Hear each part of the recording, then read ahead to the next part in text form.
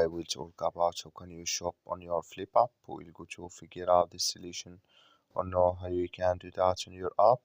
So all you have to do in the first, so you just go down here, you click here on shop down here, just click on it. When you just click here on shop, so then it's going to take you to this list. It's going to show for you like this. Here you will find here this is items can you shop in this list.